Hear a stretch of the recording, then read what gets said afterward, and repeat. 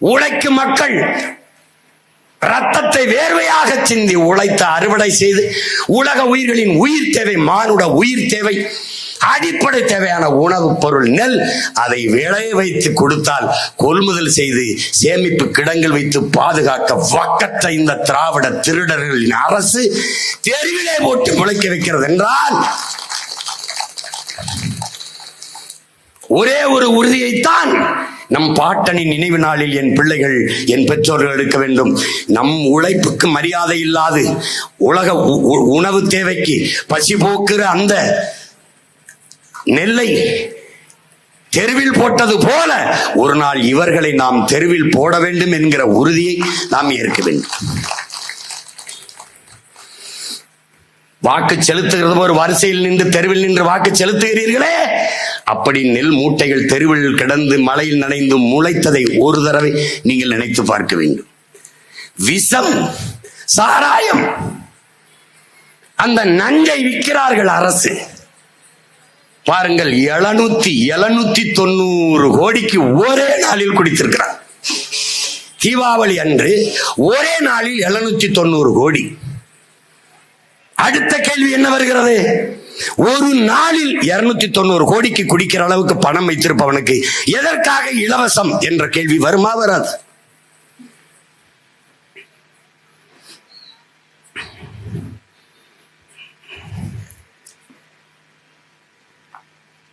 எப்படிப்பட்டவர்கள்? அந்த டாஸ்மார்க்கில் விற்கிற சரக்கை விலை உயர்ந்த கட்டிடங்களை கட்டி, அதிலே மதிப்புமிக்க கட்டிடங்களை கட்டி, அதிலே அடுக்கி, அதற்கு குளிரூட்டி வடை போட்டு, அதற்கு கண்காணிப்பு கருவிகளை பொருத்தி, வாயிலில் 2 காவலர்களை நிறுத்தி பாதுகாக்கிற அரசை நீங்கள் எத்தனை காலத்திற்கு பாதுகாக்கப் போகிறீர்கள்? என் அன்பு பெற்றோர்களே, என் உயிருக்கு நீ உடன் பிறந்தார்களே, அந்த குடோனுக்குள்ளே போட்டு மூடி கொளுத்தாமல் இவர்களை எத்தனை காலத்திற்கு நீங்கள் வேடிக்கை பார்த்துக் கொண்டிருக்க போகிறீர்கள்? எப்படி? நமது பாட்டனுக்கு இருக்கிற மரியாதை என்ன? 100-150 கோடியில் உலக புகழ்பெற்ற கடற்கரையிலே 2 ஏக்கரில் சமாதி கட்டி படுத்திருக்கிறார்கள் இவர்கள். அவர்கள் சாதனை என்ன? என்ன செய்தார்கள்? என்ன செய்தார்கள்? ஆனால் நம் பாட்டனின் ஆண்டுதோறும் நினைவிடத்தில் போய் வணக்கம் செலுத்துவது வழி வருகிறதே.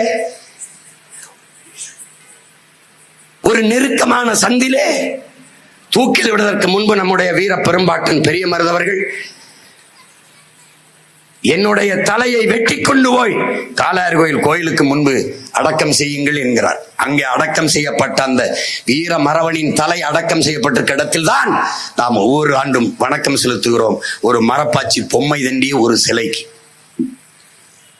இந்த ஆண்டு போகிற போது சிறைக்குள் கைதிகளை சந்திக்க போறது போல ஒடுக்கமான கம்பிகளை கட்டி ஒரு அடிமைகளை அழைத்து செல்வது போல ஒரு வீர மறவன் விதைக்கப்பட்ட இடத்தில் அவன் பிள்ளைகள், பேர பிள்ளைகள் பெருமிதத்தோடும் திமிரோடும் வழிபடப் போகிற ஒரு இடம் போல அது இருக்கிறதா? இல்லை.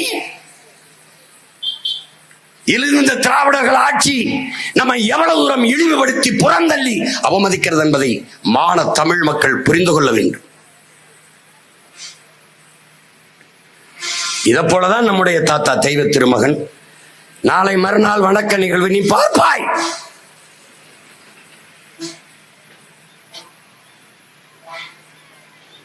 இந்த மண்ணின் மக்கள் பெரிதும் போற்றி வழிபடுகிற ஒரு தெய்வம் அங்கே உறங்கிக் கொண்டிருக்கிறது.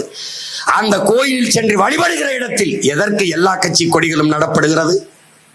கட்சி மாநாடா, அல்லது கட்சி கூட்டமா, அல்லது தெய்வ வழிபாடா? மான தமிழ் மக்களே, இந்த கேள்வி உங்களுக்கு எழுமானால் நீங்கள் என் உடன் பிறந்தவர்கள், ஒரே ரத்தம் அதே வீரம். எதற்காக கொடி? எல்லா கட்சி கொடிகளையும் எதற்காக அங்கே நடுகிறீர்கள்? ஆற்றிலே அழகரங்கிற பெருவிழாவில் நீங்கள் உங்கள் கட்சி கொடிகளை நடுவீர்களா? திருச்செந்தூரில் நடக்கிற அந்த முருகனுடைய திருவிழாவிற்கு நீங்கள் உங்கள் கட்சி கொடிகளை நடுவீர்களா? எதற்காக என் தாத்தனின் கோயிலே போய் நீங்கள் அவர் வழிபாட்டு தலத்திலே உங்கள் கட்சி கொடிகளை நடுகிறீர்கள்? உங்கள் கட்சி கூட்டமா, உங்கள் கட்சிகளின் மாநாடா? எதற்காக? எதற்காக? எவ்வளவு தூரம் அவமதிக்கிறார்கள் என்பதை அறிவார்ந்த தமிழ் சமூக பிள்ளைகள் சிந்திச்சு பார்க்கணும். முன்பு எப்போதும் இல்லாத வழக்கம். இரு பக்கமும் வாழை தாரோடு வாழை மரத்தை வெட்டி வெட்டி 10-20 ஏக்கர் நிலங்களில் இருந்து வெட்டி வெட்டி வந்து நட்டு வைக்கிறார்கள். கரும்பை, விலை உயர்ந்த உணவு பண்டத்தை, கரும்பை அடுக்கடுக்காக அப்படின்னு நட்டு வைக்கிறார்கள். யாரை வரவேற்க? யாரை வரவேற்க? இந்த அற்ப திருட்டு திராவிட பதர்களை வரவேற்க இந்த வாழையும் கரும்பும் நிற்கிறதா? நீ இந்த மண்ணின் உழவர் குடிக்கு கொடுக்கிற மதிப்பு இதுதானா? வேளாண்மையை, வேளாண் குடிமக்களை போற்றுவது இதுதானா? உன் உழைப்பை எப்படி வீதியிலே போடுகிறேன் பார் என்று காட்ட நினைக்கிறாயா, விரும்புகிறாயா? இந்த முறையும் பார், கடந்த முறை காணொலியில் பார், எல்லா கட்சி கொடிகளும் கீழே வாழை மரம், கீழே கரும்பு. வழிபட்டு திரும்புகிற போது என் மக்கள் அந்த வாழை தாரை பிப்பதும் கரும்புகளை அத்துக்கொண்டு போவதும் அவமானமாக இருக்கிறது. பார்க்க தன்மானமிக்க தமிழ் பிள்ளைகளின் நெஞ்சு பதறுகிறது.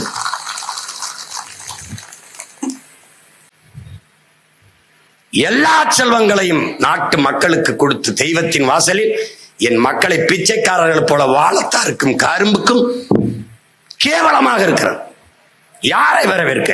ஐயா ஸ்டாலின், தம்பி உதயநிதி, நீங்க வணக்கம் செலுத்துவதற்கு வாழை மரத்தையும் கரும்பை வெட்டி வைக்கணும். எப்படி இருக்கு? அரசு இதை கவனத்தில் எடுத்துக்கொள்ள வேண்டும். என் தாத்தனின் கோயிலுக்குள் வருவதற்கு முன்னாடி ஒரு வளைவு இருக்கிறது, ஆர்ச். அதுக்கு முன்னாடி எந்த கட்சி கொடியும் வச்சுக்க, எந்த தோரணமும் போட்டுக்க.